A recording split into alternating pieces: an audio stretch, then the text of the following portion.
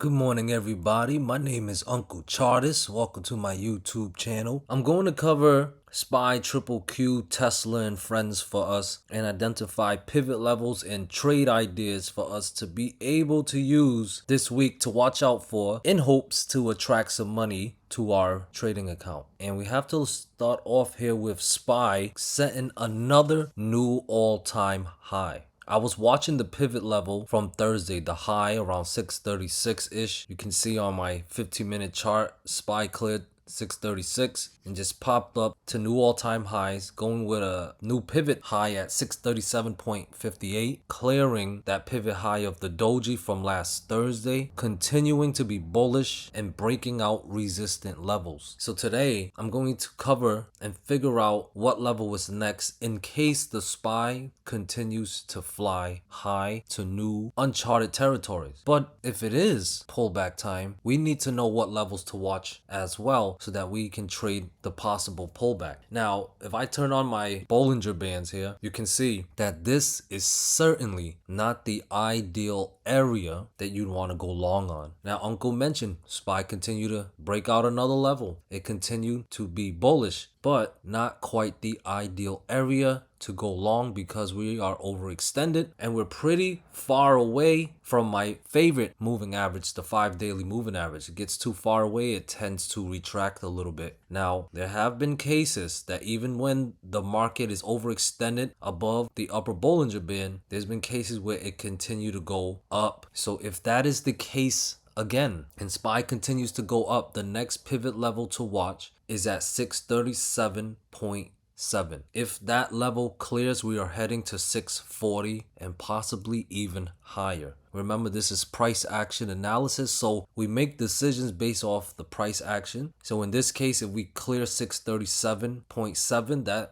the way I would interpret that is we're heading up high to the next target if the price action can show that the next resistant level here can turn into a support. So if that happens, that's my bull case scenario. I would go long, but I would size down because like I said, this is not the ideal area to fully go long. And then I'll probably just treat it like a day trade, get in and out. 637.7 clear, my target would be around the 640 area or close to it. I'd probably get there. If it gets there, take my profits and get out. Maybe leave a runner. But if the market makers decide it is time to pull back, upper Bollinger Band here, overextended, far from the 5 DMA, new all-time highs, why not? Why not do a correction? If that is what the market makers are thinking, then the price action would have to translate that to us by breaking down support levels. If they can break down 636, that would be a good start. But I would like to see multiple levels break down. Of course, I would look to short if we break down a support level and play it level to level. So if 636 fail, I'd play a move down to 634. But for me to really turn bearish and favor a deeper pullback, as usual, Uncle must see or need to see the 5 daily moving average breaking down, which is around 632.7-ish, right around another fib level that I have. So multiple levels I need to see break down 636, 634, 632.7. If those levels can fail as support, I would favor a pullback, multi-day pullback down to 630, 628, and possibly all the way down to the 626 and 624 area, which also is around where the 20 daily moving average is. That would be a beautiful correction. But if it happens, I want to remember, as price action traders, we need to see support levels fail. And lately, the loss of one support level has not been enough. Those have been only micro dips that dip buyers have been buying up. So I'd like to see multiple levels fail, especially the 5 daily moving average. So let's quickly recap. If SPY can stay above 636 and clear 637.7, then new all-time highs with my next target at 640 would be in play, possible. And if it's truly pullback time, and I'm talking about a multi-day pullback time, 636, 634, and the 5 daily moving average, which often changes, but it's right around 632.7 right now. Those levels must fail and actually give me a daily chart close, turn that 5 DMA into a resistant, check mark, check mark, check mark. And if it looks good to me, I would lean bearish in favor a pullback at least down to the 20 daily moving average, which is all the way at 625-ish. That would would be beautiful. Moving on to triple Q, very similar situation to SPY, where we're just setting new all-time highs. Now there was a potential double top around the 566 area. Triple Q managed to close at 566.37, which is technically a breakout. And as long as above 566, I have next resistant levels at 568 and 570. If triple Q can maintain its breakout, those levels would be my targets. And if 568 clears, 570 incoming. However, if this is just a liquidity grab, a stop loss hunt, because a lot of time with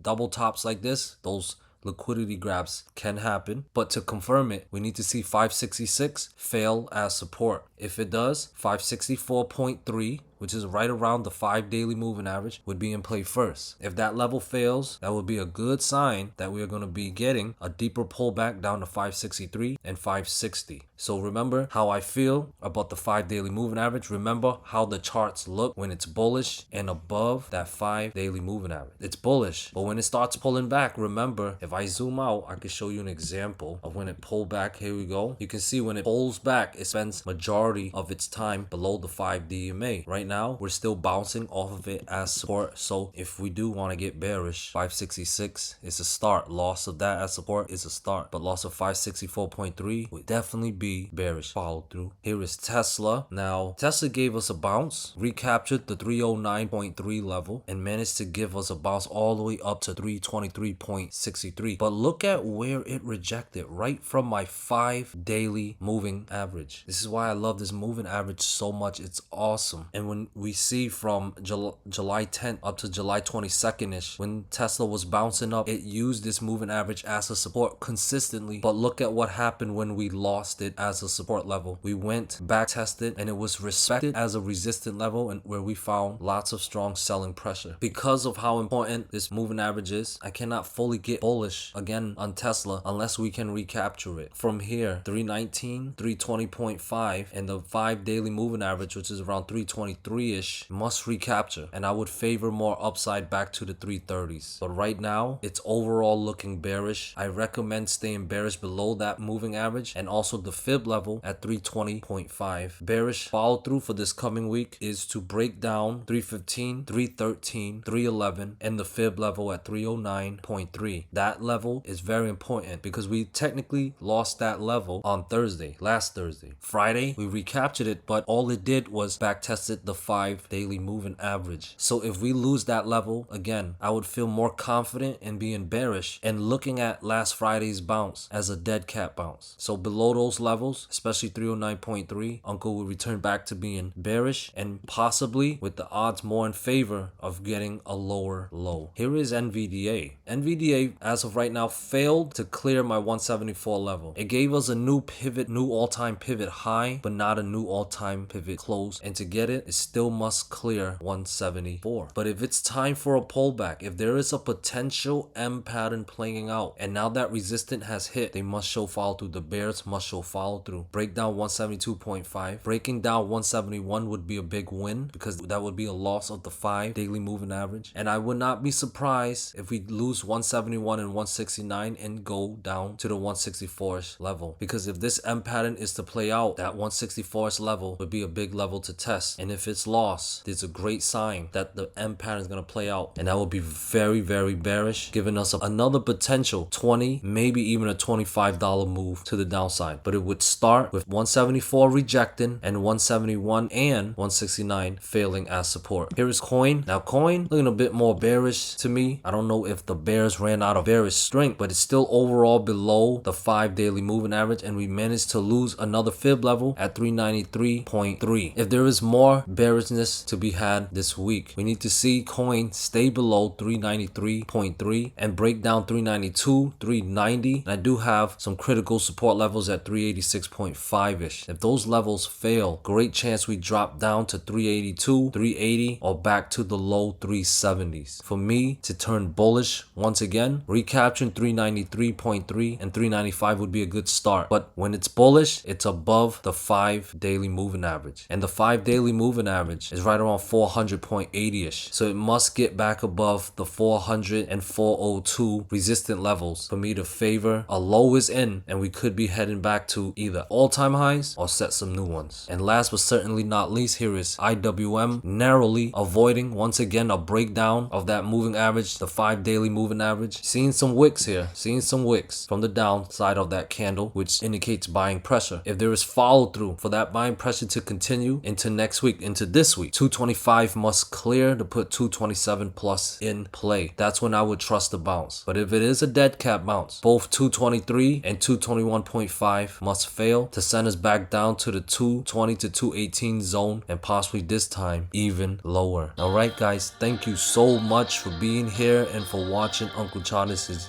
content. This means a lot to me, and I hope you found value in this video. Have a blessed day, and don't ever forget, you are a money magnet. Peace.